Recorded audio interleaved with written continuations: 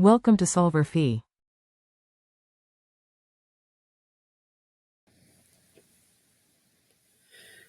This is the answer to Chapter 15, problem number 56 from the Smith Organic Chemistry textbook.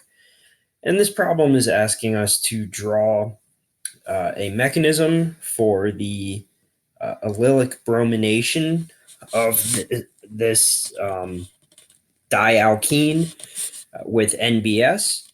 And so remember, NBS is going to brominate allylically when we have an alkene. And so the first step, as always in a free radical reaction, is going to be the generation of the free radical, the initiation step. And so this is the structure of NBS. It's N-bromosuccinimide. And so the first step is going to be the generation of the bromine radical. And so the nitrogen-bromine bond will cleave. The nitrogen and the bromine will each get one of the electrons. And so we actually form these two free radical species, but we're going to ignore the N-succinimide and just focus on the bromine. So next will be the propagation steps. And so in the first part of the propagation, the bromine radical is going to abstract a hydrogen from this doubly allylic position on the middle carbon. So one of the carbon-hydrogen bond's electrons will go to form the new bond between the hydrogen and the bromine, and the other will revert to the carbon, and we'll have a carbon-free radical.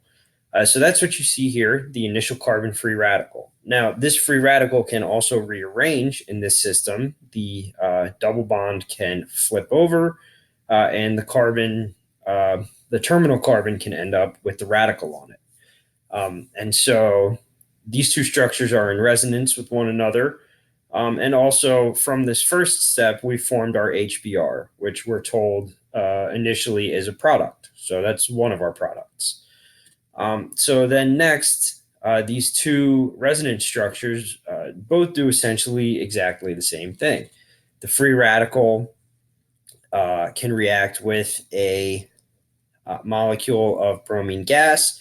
So each of the bromines will get one of the electrons from the bromine-bromine bond. And so a new bromine carbon bond will form. So we've brominated our alkene here and here.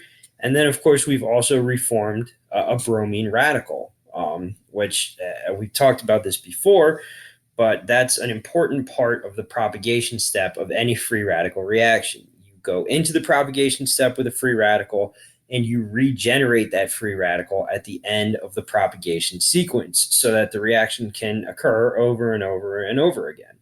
And that's really the basis of a free radical reaction. And then lastly, the reaction is going to terminate. And so really any two radicals that we have could come together to form a product and to quench their reactivity. But I think it's easiest to just use the example of two bromine radicals. So the single electron on each of them is going to react with the other single electron. They're going to form a new bond, and we'll make Br2. And so there, again, are other possibilities for this termination step. Really, any two radicals coming together would do it. This is the easiest one to draw, so that's the one that I've drawn. And that is the answer to Chapter 15, problem